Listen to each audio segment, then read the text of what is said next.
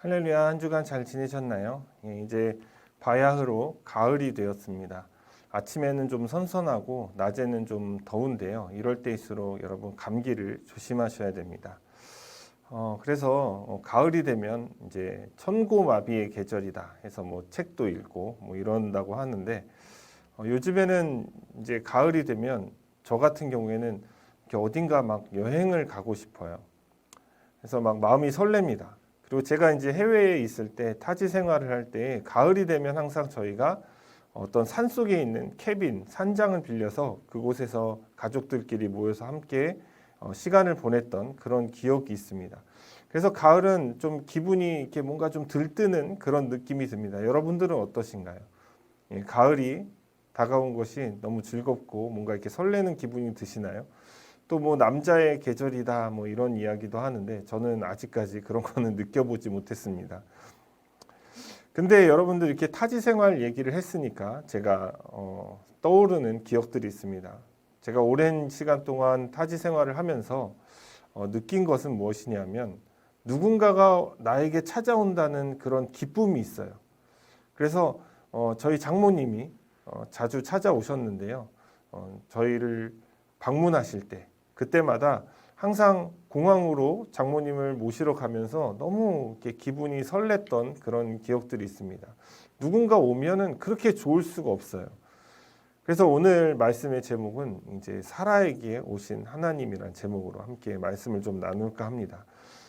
누군가 왔을 때에는 그 사람을 대접하고 또 그 사람이 우리 집에 있으면서 머무는 동안에 또 반가움이 있잖아요. 그동안 오랫동안 타지 생활을 하는 사람 입장에서는 누군가 와서 또 한국 사람이 와서 같이 함께 있다는 것이 큰 위로가 됩니다. 여러분 아브라함도 갈대아 우르를 떠나서 가나안 땅에 정착을 했습니다. 그곳이 오늘 본문에 나오는 마므레 상수리라는 곳입니다. 마므레라는 곳이죠. 그 상수리 나무 숲을 근처 그곳에서 이제 세 사람이 찾아오게 되는데 그 사람들을 보고 아브라함의 마음속에는 그 사람들을 극진히 대접해야 되겠다라는 마음이 있었던 거예요.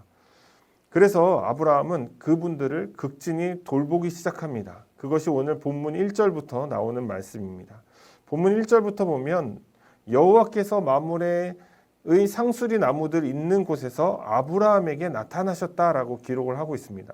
물론 저자는 여호와께서 나타나신 것이다라고 단정지어서 말하고 있지만 아브라함의 입장에서는 어땠을까요?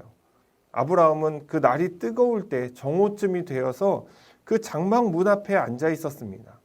장막 문 앞에 앉아 있던 아브라함이 눈을 들어 보니까 맞은편에 세 사람이 서 있는 것을 발견하게 돼요. 그래서 아브라함은 그들을 보자마자 기쁜 마음에 장막문에서 달려나가서 영접합니다. 몸을 땅에 굽히면서 말이죠. 그런데 이것에 대한 여러 가지 이야기들이 있어요. 마므레 상수리에서 하나님께서 왔을 때 아브라함이 처음부터 그 하나님의 존재, 범상치 않은 존재, 초자연적인 그 존재를 알아보았는지 알아보지 못했는지 그것에 대해서 많은 논쟁이 있습니다. 그런데 여러분 이 본문에서는 그것을 알아봤느냐 못 알아봤느냐가 사실 중요한 문제는 아닙니다. 물론 어떤 사람들은 또 이렇게 해석하기도 합니다. 아브라함이 나아갈 때 그 세 사람을 맞이할 때에 장막 문 앞에 앉아 있다가 맞은편에 서 있는 그 세 사람을 보고 달려나갔다고 했잖아요. 그래서 상상력을 발동한 겁니다. 그래서 뭐라고 되어 있냐면 졸다가 그 장막 문 앞에서 졸고 있다가 눈을 들어 보니까 그 사람이 앞에 와 있는 것을 뒤늦게 깨달았다. 그러니까 자기 앞에 지근거리에 왔던 것도 아브라함은 몰랐다. 그러면서 이제 아브라함의 영적인 상태가 어땠는지 뭐 이런 것을 이야기하려는 그런 시도들이 있다는 거예요. 그러나 여러분 성경에는 앞서 말한 것처럼 아브라함이 그 초월적인 존재에 대해서 인식했다 안 했다라는 내용도 없고요. 아브라함이 졸고 있었기 때문에 뭐 영적으로 무뎌 있었다 아니면 예민한 상태다 이런 것에 대해서 전혀 어떤 단서조차 제공하지 않습니다. 그렇다면 이 장면이 왜 중요할까요? 이 장면은 하나님의 하나님의 나타나심을 묘사하기 위한 장면인 것입니다. 아브라함이 알아봤든 알아보지 못했던 그것은 중요한 게 아니에요. 근데 이제 뒤로 넘어가서 16절, 17절 가면서 하나님이라는 존재를 아브라함이 인식하게 되죠. 그러면서 소돔과 고모라의 멸망에 대해서 하나님께서 말씀하실 때 아브라함이 의인 50명 이러면서 이제 이야기를 하는 그런 다이알로그가 있습니다. 그걸 통해서 아브라함이 결과적으로는 하나님의 존재를 인식했지만 이 장면 1절과 2절에서는 그 세 사람이 하나님의 존재인지 아닌지에 대해서는 우리가 알았다 몰랐다를 판단할 수가 없다는 거예요. 또한 아브라함이 졸고 있었느냐 졸지 않았느냐도 중요한 문제가 아니라는 거예요. 정말 중요한 것은 하나님께서 왜 아브라함에게 또 나타나셨는가 하는 것을 알아야 된다는 거예요. 그것을 우리가 깨닫게 하기 위해서 이 본문이 쓰여졌다는 것입니다. 우리가 앞선 17장에 있는 본문을 가지고 우리가 지난번에 창세기 강해를 했을 때 17장에서도 하나님께서 아브라함에게 나타나셨습니다. 물론 하나님께서 17장에 등장하실 때는 오늘 18장에 등장하신 하나님과 그 등장하시는 모습이 다릅니다. 18장에서는 세 사람으로 하나님께서 아브라함 앞에 나타나셨다면 17장에서는 하나님께서 나는 여호와라라고 말씀하시면서 나타나셨다는 거예요. 그러면서 너는 내 앞에 의를 행하라 이렇게 말씀하셨다는 거예요. 그러니까 하나님의 등장 자체가 17장과 18장은 벌써 다르다는 겁니다. 그러니까 아브라함은 하나님의 존재를 알았을 수도 있고 또 17장의 어떤 경험을 통해서 하나님의 존재를 느꼈을 수도 있습니다. 반반인 것이죠. 그러나 중요한 것은 그것을 말하려고 하는 게 아니에요. 하나님이 왜 17장에서도 아브라함에게 분명히 네 이름을 바꿔주고 아브라함을 아브라함으로 바꿔주고 사레를 사라로 바꿔주시고 그리고 또 아들의 이름도 이삭이라고 지어주셨습니다. 그리고 또한 그 표징으로서 할례를 행하라라고 말씀하셔서 아브라함이 그 모든 자기의 권속들에게 모두 다 남자들을 할례를 행하는 것을 우리가 17장을 통해서 우리가 나누지 않았습니까? 그런데 왜 하나님께서 그때가 아브라함이 99세였어요. 근데 왜 하나님께서 얼마 지나지 않아서 또 아브라함에게 찾아오셨는가? 이것에 대한 궁금증이 있다는 거예요. 이미 하나님께서 나타나셔서 표징까지 삼아주셨는데 왜 하나님께서 오늘 아브라함에게 또 오셨을까 하는 그 물음에 대한 답을 오늘 우리가 찾아보기를 원한다는 거예요. 여러분 물론 이 18장 전체를 놓고 보면 하나님께서 단순히 아브라함에게 찾아오셨을 때 그 이삭, 아들 이삭을 예언하시기 위해서 그 약속을 이행하시기 위한 확증으로 오신 것도 있지만 소돔과 고모라의 멸망도 있다는 거예요. 그게 19장까지 이어지죠. 그러니까 하나님께서 단순히 아브라함에게 어떤 그 자신의 메시지를 확인시켜 주시기 위해서만은 오신 것은 아니다라고 볼 수가 있어요. 그러나 우리가 전체적인 그림으로 보았을 때는 하나님께서 나타나셨을 때는 아브라함에게는 너로 말미암아 강대한 나라, 민족을 내가 만들어 주겠다라는 것이 이제 18절, 19절에 나오는데 그 말씀을 하심과 대조적으로 소돔과 고모라는 악으로 인해서 그들의 죄악으로 인해서 멸망할 것이다라는 것을 대조적으로 또한 보여주고 있기도 합니다. 그러니까 아브라함의 민족을 통해서는 강대한 나라가 되는 반면에 이미 강대한 소돔과 고모라는 죄악으로 말미암아 멸망한다라는 것을 어떤 극명한 대조를 통해서 보여주고 있는 장면이기도 하죠. 그렇다면 오늘 본문 1절에서 15절은 하나님께서 찾아오신 그 첫 번째 목적이 있다는 거예요. 그것이 드러나고 있다는 거예요. 이미 17장에서 나왔지만 하나님께서 아브라함에게 현현하셨지만 18장에서 또다시 오신 이유가 있다는 거예요. 그 이유를 살펴보기 전에 먼저 아브라함의 태도를 보겠습니다. 아브라함은 곧장 문에서 달려나가서 몸을 땅에 굽히고 이렇게 말합니다. 주여 내가 주께 은혜를 입었사오면 원하건대 종을 그냥 지나가지 마시옵소서. 그리고 물을 조금 가져오게 해서 당신들의 발을 씻으시고 나무 아래서 쉬시면 제가 떡을 좀 가져오겠습니다. 그래서 떡을 좀 대접하면 당신들의 마음이 상쾌하게 된 후에 그러니까 만족함을 얻은 후에 지나가시면 좋겠습니다. 라면서 자신을 또한 종이라고 소개합니다. 그러니까 그 세 사람이 말하되 그리하라 이렇게 말을 해요. 그러니까 그렇게 해라 이렇게 말을 합니다. 그리고 아브라함이 급히 이제 장막으로 막 가는 거예요. 대접해야 되니까. 그리고 장막으로 가서 사라한테 이야기를 합니다. 빨리 고운 가루 3스아를 가져다가 반죽해서 떡을 만들어라.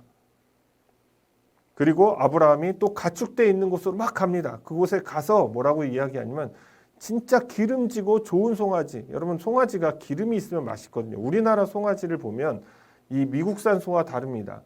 미국산 소는 이 척살이라고 하죠. 척살을 먹어도 이게 기름이 별로 없어요. 그래서 새빨갛습니다. 그래서 먹으면 퍽퍽해요. 그래서 최대한 덜 익혀 먹어야 돼요. 그래야 좀 부드럽게 육즙도 나고 씹힙니다.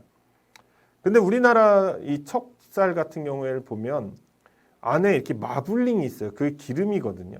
그러니까 마블링이 많으니까 고기가 부드럽고 고소하고 그리고 목젖을 탁 치면서 잘 넘어가는 겁니다. 또 이 이야기 하니까 소고기가 먹고 싶은데 소고기 먹은 지 꽤 됐거든요. 그러니까 이 소고기의 그 미학이라고 해야 되나? 그것을 우리가 마블링이라고 이야기하잖아요. 그러니까 뭐 그런 것처럼 정말 기름지고 좋은 송아지를 잡는다는 것은 대접할 때에 정말 극진히 모시겠다라는 뜻이 담겨져 있어요. 그래서 그 송아지를 잡아서 하인에게 주니까 하인이 그것을 어떻게 요리하냐? 급하게 요리했다고 해요. 그러니까 빨리 대접하고 싶었던 거예요. 그래서 급히 요리한 거예요. 그리고 아브라함은 엉긴 젖과 우유와 하인이 요리한 이 엉긴 젖이라는 것은 그 당시에 요거트 같은 그런 것을 말하는 것입니다. 그것과 하인이 요리한 그 송아지를 가지고 그들 앞에 차려놓습니다. 그리고 나무 아래 그늘진 곳에 모셔서 그들이 먹게 합니다. 그래서 그들이 먹었어요. 자, 이 과정을 보면 어떤 사람들은 아까 제가 문제를 제기한 것처럼 하나님의 존재를 알고 이렇게 극진히 대접한 건 아니냐 이렇게 말할 수도 있습니다. 그러나 사실 여기서 이제 몇몇 단어들이 또 그것을 뒷받침하는 근거가 되기도 하는데요. 아브라함은 자신을 내 주여라고 그분들을 일컫습니다. 나의 주여. 이제 뭐 원어로는 아도나이 이렇게 이야기를 하는데 그것이 단수가 아닌 이제 복수 형태다라고 이제 원어에는 그렇게 설명이 되어져 있습니다. 그리고 또 그가 자기 자신을 뭐라고 이야기하냐면 나는 종이다, 서번트다라고 또 이렇게 낮추어 이야기를 합니다. 그러면서 주와 종의 관계는 하나님과 그리고 그 하나님을 섬기는 자의 관계다라고까지 이렇게 파생시켜서 생각할 수가 있다는 것이죠. 물론 그 이야기도 맞습니다. 어떤 그 원어 해석에 보면 거기에 보면 그 주 그리고 종의 그 이야기는 하나님과 그리고 또 아담을 일컬을 때 주와 종의 관계다라고까지 그렇게 설명하는 그런 이야기들도 있어요. 그런 것으로 보았을 때는 하나님을 알아차렸을 수도 있다라는 그 이야기가 어느 정도 뒷받침이 되는 것이죠. 그러나 반대로 그 당시에 아시아, 특히 미들 에이시아, 그러니까 중동 지역이죠. 중동 지역에서 특히 그 고대 근동 지역에서는 손님을 대접할 때 환대하고 극진히 모시는 방법 중에 하나가 바로 이런 것이다 라고 설명하는 거예요. 그래서 굉장히 표준적인 것이다. 그 당시에는 손님을 환대하는 극진히 모시는 표준적인 언사 그리고 또 모습이다 라고 이야기를 합니다. 그래서 나 자신을 종이라고 표현하고 오신 분을 주라고 표현하는 것은 당시에 있었던 문화 가운데 있었던 당연한 현상이고 극히 표준화된 일반화된 그런 접대 방식이었다라고 설명하는 것도 있다는 거예요. 그러나 그것은 중요한 게 아니죠. 아브라함은 어쨌든 그 사람들 손님으로 인식을 했든 하나님으로 인식을 했든 극진히 모셨다는 거예요. 근데 여러분 여기서 재밌는 것이 히브리서에 보면 히브리서 13장 2절에 보면 이런 표현이 있어요. 손님 대접하기를 잊지 말라. 이로써 부지 중에 천사들을 대접한 이들이 있었느니라. 그러니까 자기도 모르는 사이에 천사를 대접했다는 거예요. 손님을 대접하다 보니까 천사를 대접하는 일이 있었다라고 그렇게 이야기를 한다는 거예요. 그러니까 이런 점으로 미루어 봤을 때는 50대 50인 것이죠. 아브라함이 하나님의 존재를 알았던, 알지 못했던 상관없이 아브라함은 자신에게 온 손님을 극진히 대접했다라는 것을 우리가 알 수가 있는 것입니다. 그 아브라함의 극진한 대접은 무엇을 의미할까요? 오늘날 모든 성도들은 손님을 귀하게 모실 수 있어야 합니다. 특히 내 집에 찾아온 손님을 극진히 모실 수가 있어야 한다는 거예요. 그러니까 이것은 더 나아가서 말하면 나에게 온 사람을 그냥 돌려보내지 말아라 라는 것을 의미하는 것입니다. 우리 예수님께서는 어떠셨을까요? 예수님께서는 항상 복음을 증거하시면서 지역을 옮겨 다니셨습니다. 옮겨 다니실 때에 사람들의 초청을 받아서 그곳에 가서 함께 먹고 즐기셨어요. 그 사람들과 교제하는 것을 굉장히 좋아하셨어요. 그런 관점에서 보았을 때 만약 그 사람이 예수님을 초청하지 않았다면 어땠을까요? 우리가 이것을 한 단계 더 발전해서 나아가면 무엇을 볼 수 있냐면 삭개오를 볼 수가 있습니다. 삭개오는 예수님을 자기 집으로 초청했어요. 그리고 그 집에는 구원이 임한 것입니다. 또 성경에 이런 구절이 있습니다. 주 예수를 믿으라. 그리하면 너와 내 집이 구원을 얻으리라. 그리고 성경의 여러 가지 복음적인 요소를 통해서 우리가 볼 수 있는 것은 집입니다. 오이코스라는 것이죠. 그래서 그 집이 구원을 받기도 하고 또 그 집을 통해서 구원이 일어나기도 합니다. 그러니까 오늘 하나님께서 아브라함의 장막, 아브라함의 집에 오셨다는 것이 시사하는 바가 크다는 것이죠. 오늘날 예수 그리스도를 믿지 않는 자들에게는 당신이, 여러분이 예수님을 영접함으로써 그 집이 구원을 받는 공동체가 될 수 있다는 것입니다. 이렇게까지 영적인 확장이 일어날 수 있다는 것이죠. 반대로 여러분의 가정을 주님께서 선택하셨다는 이유는 여러분의 집에 주님이 거하심으로 말미암아 여러분이 그 집을 통해서 다른 가정, 다른 사람들에게 복음의 공동체로 확장해 나아갈 수 있도록 복음 증거의 전초기지로 삼으셨다는 겁니다. 그러므로 주님께서 나에게 오셨다, 우리 집에 오셨다라는 것은 우리 성도들에게, 신자들에게 시사하는 바가 크다는 것이죠. 그런 관점에서 주님께서 아브라함에게 찾아오시고 아브라함이 그것을 놓치지 않고 극진히 대접했다라는 것을 해석할 수가 있다는 것입니다. 자, 그 이후에 어떤 일이 벌어졌습니까? 아브라함이 기름지고 좋은 송아지를 잡고 그리고 우유와 그리고 요구르트를 준비해서 그 손님들에게 대접하고 그들이 먹은 후에 9절에 이런 일이 벌어집니다. 그들이 아브라함에게 이르되 내 아내 사라가 어디에 있느냐라고 물어봅니다. 자, 그렇다면 만약 아브라함이 이 세 명을 어떤 초자연적인 존재로 인식하지 않았다면 이거는 어떻게 보면 도를 넘는 물음이 되는 것이죠. 그렇죠? 왜 남의 아내 사라를 찾겠습니까? 또 그 이름은 어떻게 알았을까요? 그러나 우리가 반대로 하나님이라는 존재라는 것을 알았을 때에는 굳이 그 사라가 어디 있는지를 물어볼 필요가 없었겠죠. 하나님이라면 어디 있는지 분명히 아실 테니까. 그러나 여러분 여기서는 그것을 가늠하고자 하는 구절이 아닌 것입니다. 하나님께서 아브라함에게 내 아내 사라가 어디 있느냐라고 물어본 것은 그 사라에게 무언가 해줄 말이 있다라는 거예요. 하나님께서 사라를 찾으신다는 거예요. 그러니까 다시 말하면 오늘 본문에서 하나님께서 현현하셔서 아브라함에게 찾아오신 그 이유가 바로 이 9절 말씀이에요. 내 아내 사라가 어디 있느냐. 하나님께서 아브라함의 장막에 찾아오신 그 첫 번째 목적은 사라라는 거예요. 그래서 오늘 말씀의 제목처럼 사라에게 찾아오신 하나님이라는 것입니다. 왜 하나님께서는 사라에게 찾아오셨을까요? 자, 10절 말씀을 먼저 볼게요. 그가 이르되 내년 이맘때에 내가 반드시 내게로 돌아올 것이다.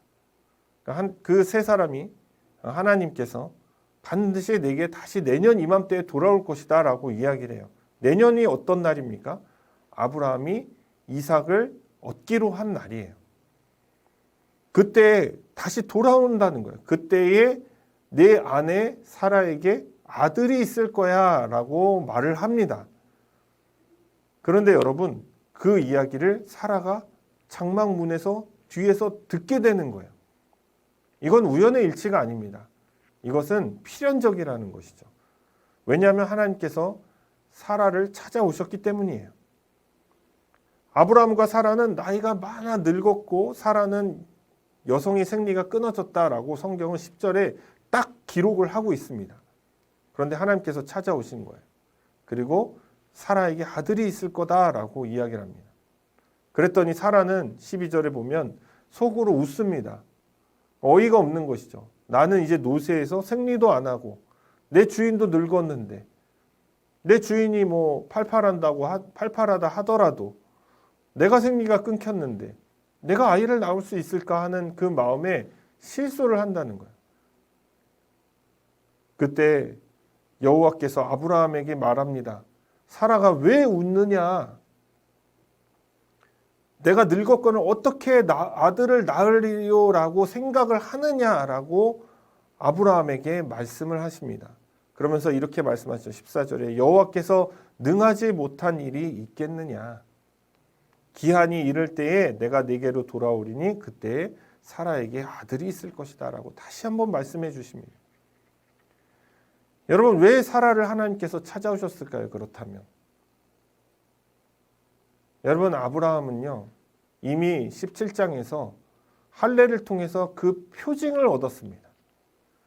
그래서 아브라함은 자신이 원튼 원치 않든 이삭이 태어날 것을 알았어요. 이름도 벌써 이삭이라 하라라고 지어주셨잖아요. 하나님께서. 그렇기 때문에 그 운명을 받아들인 겁니다. 아브라함은. 그런데 여러분 사라는 어떻습니까? 사라는 지금까지 17장까지 18장 요 초반까지 하나님께서 마므레 상수리 나무 숲을 근처로 찾아오시기 전까지 사라는 하나님으로부터 그 어떤 메시지도 직접 받은 적이 없습니다. 그러니까 중간에 하갈을 대신 아브라함에게 준 것이죠. 사라에게는 그 어떤 약속의 말씀을 직접 받은 적도 없고 들은 적도 없고 경험한 적도 없어요. 그렇다면 여러분 사라는 자신의 환경과 처지를 바라보게 될 것입니다. 그것이 훨씬 커요. 아브라함으로부터 전해 들은 이야기로는 부족하다는 거예요. 자신은 이미 생리가 끝났다는 것을 알고 있잖아요. 내 생체를 보면 임신할 수 없는 몸이라는 것을 이미 알고 있습니다. 물론 그 전에 갈대 우르를 떠나올 때부터 임신이 되지 않았는데 이제 생리마저 끊어졌으니 이거는 100% 불가능한 것이죠. 신라 같은 희망조차 없는 상태를 말하는 것입니다. 그러니까 세 사람이 왔을 때 사라는 그 존재가 하나님인지 아닌지도 모르는 상태에서 그런 말을 하니까 어처구니가 없어서 웃게 되는 거예요. 그러나 하나님께서 그것을 간파하시고 왜 웃느냐? 왜 아들이 없을 것이라 생각하느냐? 여호와께서 능치 못함이 없을 것이냐라고 말했을 때 비로소 그 존재가 하나님이라는 걸 알아요. 그래서 15절에 보면 사라가 두려워한다라는 표현을 합니다. 그리고 부인하게 되죠. 난 웃지 않았습니다. 그러나 그 세 사람은 분명하게 말합니다. 내가 웃었느니라. 다시 돌아가서 17장에서는 하나님께서 아브라함에게 그 약속을 주십니다. 그러나 사라는 그것을 경험하지 못했죠. 표징도 없어요. 그러나 여러분 사라에게는 어떤 표징이 필요하겠습니까? 사라가 다시 생리를 시작한다라는 거예요. 시작해야 그 표징이 생긴다는 겁니다.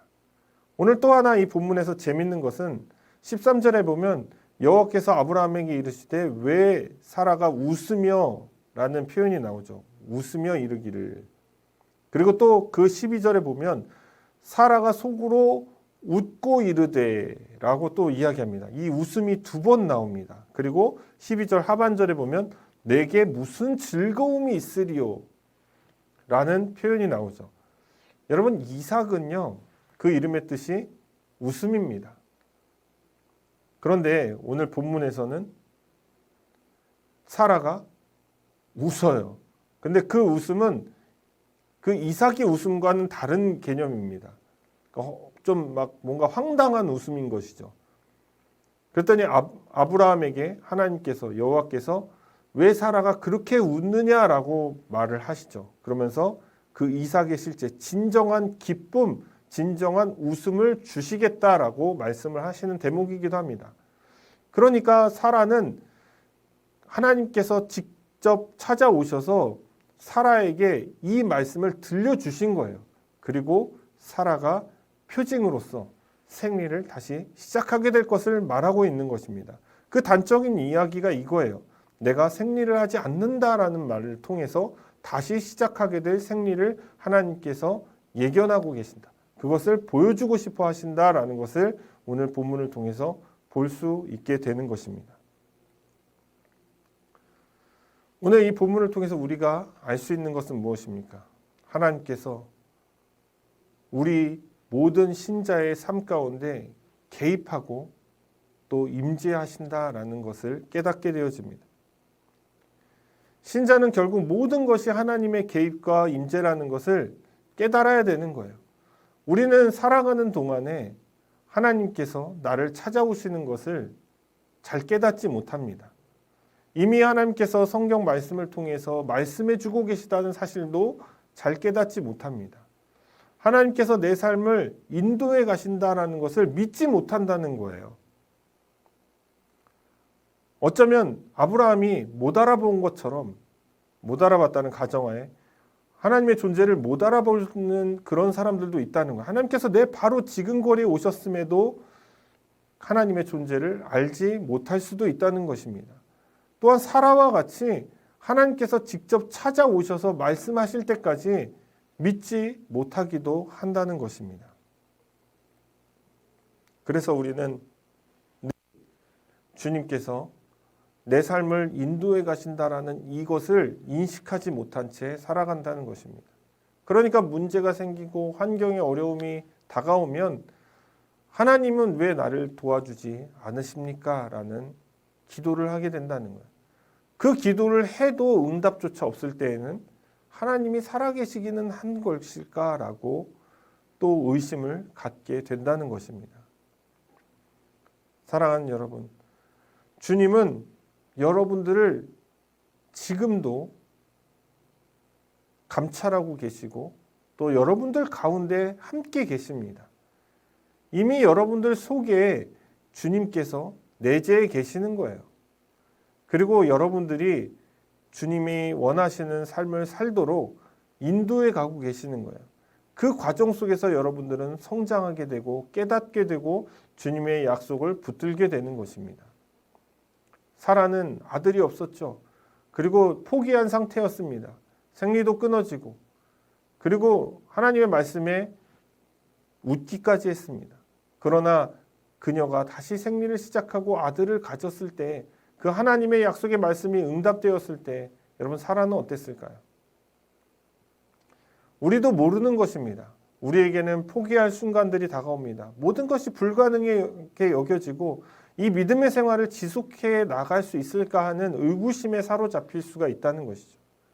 그러나 여러분, 그 주님의 말씀을 끝까지 붙들고 믿고 나가는 자들에게는 그 은혜가 실체로 이루어지는 것입니다.